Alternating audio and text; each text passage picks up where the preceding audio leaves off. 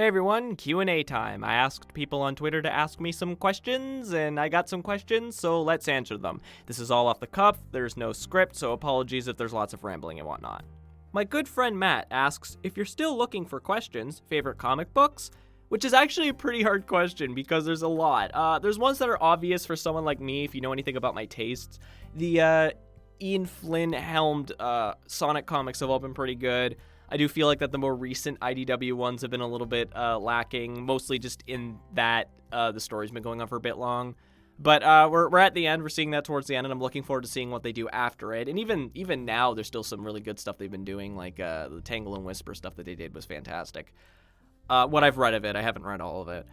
Other than that, there's the classics, so stuff like Batman the Killing Joke, All-Star Superman, Watchmen, you know, the usual things that when you ask someone usually comes up on their list because I'm a pleb like that. Beyond that, if I'm just to kind of randomly pick out a couple, I really like the pre-New 52 run on the, like, Jaime Reyes Blue Beetle. I thought that was, like, really great stuff. There's also, like, I've been getting into Black Sad lately, which has been pretty good. I only have one book so far. It's Amarillo, and it's really, really good. Even if just for, like, the art. The art is so good in Black Sad. Like, obviously, I like the writing and whatnot in it, but, like, the art, just the deep, dense art is kind of what sold me. I've been more into webcomics lately. So stuff like Two Kinds and Lackadaisy Cats I've been really into lately. Hiya, CJ. CJ the Otter asks, are you good at cooking? Well, I have a whole video on that topic, and let's just say that the phrase, Gordon Ramsay is legally allowed to kill me, comes up at least once. Synthwave Fan Man asks, synthwave or dubstep? Well, I have a feeling I know which one you want me to pick, but if I am being honest, it would be that. It would probably be a synthwave. If you had asked me a couple of years ago, I probably actually would have said dubstep because I was kind of casually into it, and I hadn't really listened to a lot of synthwave. Even now, as synthwave isn't a genre of music that I listen to very often. It's something, you know, I throw on in the background every now and again while I'm working. So I hope that answered your question. I guess it's synthwave, but like, I'm not super into either one way or the other. I don't hate either of them. I like them just fine, but if I had to pick between them, probably synthwave. Sketchy Rules asks, do you think DeviantArt will die off now that Eclipse has taken over? No, I don't. While for those of you who don't use DeviantArt, there was a recent huge shift in their user interface where they changed over to a sort of thing they were testing, which they called DeviantArt Eclipse, and no one liked it. But for one reason or another, they've decided that as of, I believe it was yesterday or the day before of recording this, they completely changed over to Eclipse. And yeah, no one's happy about it, no one likes it, and I'm not all that happy about it either, as someone who does still use DeviantArt, albeit somewhat tentatively. But with that said, I don't think it'll die off. DeviantArt's had big changes like this before, people still use it. Other websites have had big changes like this before, and people still use it. I remember back in the early days of YouTube, they changed the channel layout like every other day, and no one liked that, but they kept using it. As long as the communities there remain, which I think they will be, I don't think DeviantArt has to worry about dying off, because it does, whether we like it or not, kind of have the monopoly on online art, at least to some degree. I know that art community is a little bit more decentralized than some other ones, but I do feel like it is kind of considered the central hub of online art, and I don't think it's going anywhere anytime soon, bad UI design or not. Smeargle X75, who did some really cute art which featured both my characters, Fox and Buttons, in it, thank you very much, Smeargle, asks, PlayStation, Xbox, or Nintendo?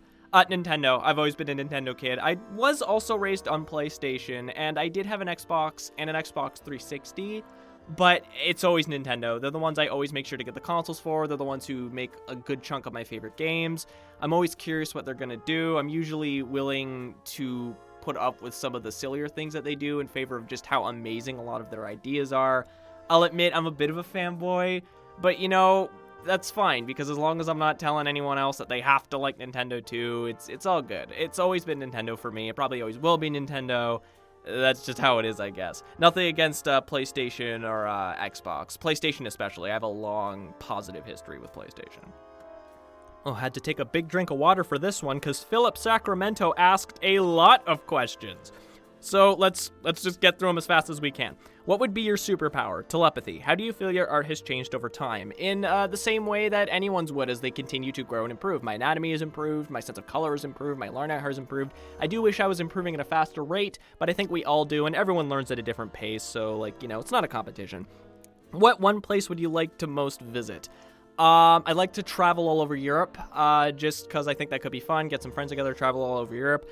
I'd like to travel to Japan because of the fact that my weeaboo phase never completely left me. There's still little bits of that somewhere. And I'm also very interested in Japanese culture as a whole because it's so different from, American Canadian culture.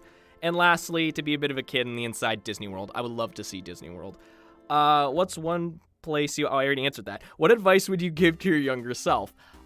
Study your fundamentals. When it comes to art, study your fundamentals. I promise, your art doesn't look as good as you think it does. Just study your fundamentals. I promise it will help you so much in the future. What advice would you like your future self to remember? Study your fundamentals. Same thing. It's something that artists should always do. We should always be trying to improve ourselves and improve our craft. And studying your fundamentals, best way to do that, I find. One book, one movie, one album. What are they? I don't really have a book. I don't read. If I had to pick one randomly, Lord of the Rings, Return of the King, I guess, because I did remember really liking that one, even though it's an absolute behemoth, but I don't have the patience to read, so I don't do it very often. One movie, Fantasia. Just a classic film. It's one of the things that made me really interested in art and animation, just the way that everything's, the music and the animation come together, the different techniques that they used. The segments themselves are gorgeous. It's a fantastic movie. I'm assuming most of you have seen it, but if you haven't, please go find it. Go watch Fantasia. It's so good. And one album. Well, you see, that's hard because of there's a few. I guess right now, if I had to pick one, I'd have to say The Vice Quadrant by Steam Powered Giraffe, which is if you haven't heard Steam Powered Giraffe, they're this band whose gimmick is they're robots. And they do kind of alternative and folksy music, but they cover a whole bunch of genres. And The Vice Quadrant is this space opera that's split into two parts, but it is one album, but it's split into two parts. And there's also two stories that are covered between the two parts. And there's one where the band is going to a planet to deal with the space giant, and that's kind of usual Steam-Powered Giraffe campy fun. And the other one is about this astronaut who falls in love with a cosmic being, or who's the daughter of space, or Cosmica, as she's called. It's fantastic stuff. It's this great story. I love story-driven albums as well, and that is just a great one. Beyond that, just some other ones, I guess, to list off randomly. I really like Black Sabbath's Paranoid, and I really like Spread Thy Wings by Foxes and Peppers.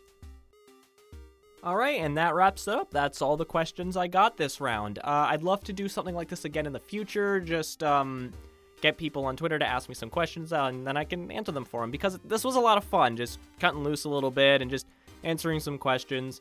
Hopefully you get a bit more insight into what kind of person I am through them, and I just like talking to you guys. It's a lot of fun.